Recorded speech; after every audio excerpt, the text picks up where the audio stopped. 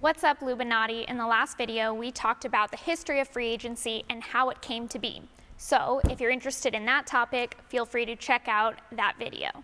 Now, today, we're going to talk about what you should expect going into free agency this offseason. So let's pull up our free agency calendar and talk about some upcoming key dates.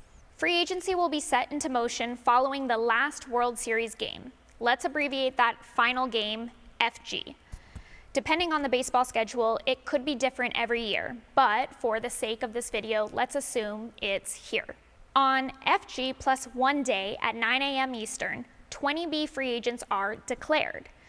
You may be wondering, what is a 20B free agent? Simply put, these are just your traditional free agents, players who have acquired 6+ years of Major League service and their contract has expired.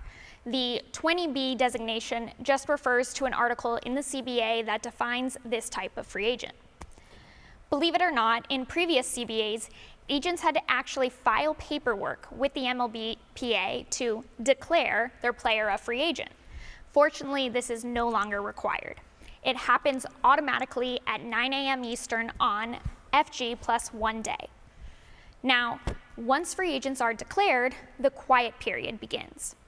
During this period, free agents can negotiate only with their former club. So, for example, Carlos Correa this year, during this time, can only negotiate with the Houston Astros. Now, at 5 p.m. Eastern on FG plus 5 days, the quiet period ends. This is also the deadline for clubs to make their qualifying offer to players. I'll go more into depth on QOs in a future video, but to keep it short and simple, it's a 1-year contract that a team can offer certain pending free agents. If those free agents sign elsewhere, their team gets draft picks as compensation for losing their player.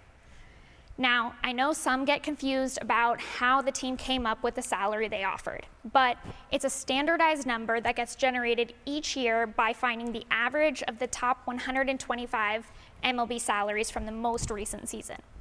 So, if a team wishes to make a QO to any of their pending free agents, they will submit a list of those QOs to MLB. MLB will then compile a list and send it to the MLB who will then notify the agents and their players who have been offered a QO.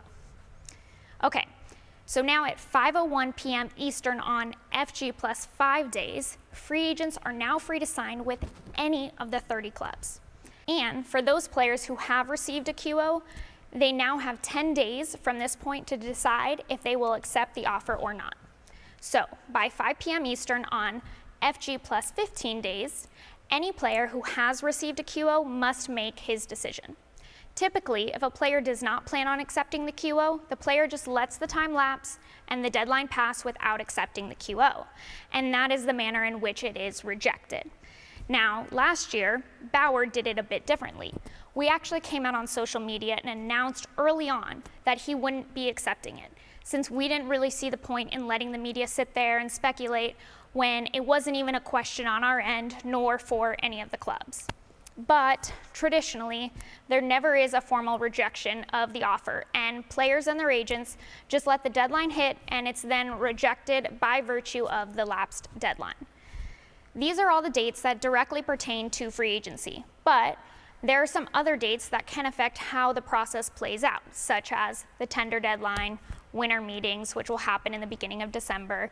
You have the holiday break and salary arbitration deadlines that happen in the beginning of January. I'm planning on making videos about all of those dates and how they might affect the teams and their strategies. So stay tuned to the channel so you don't miss those in the future.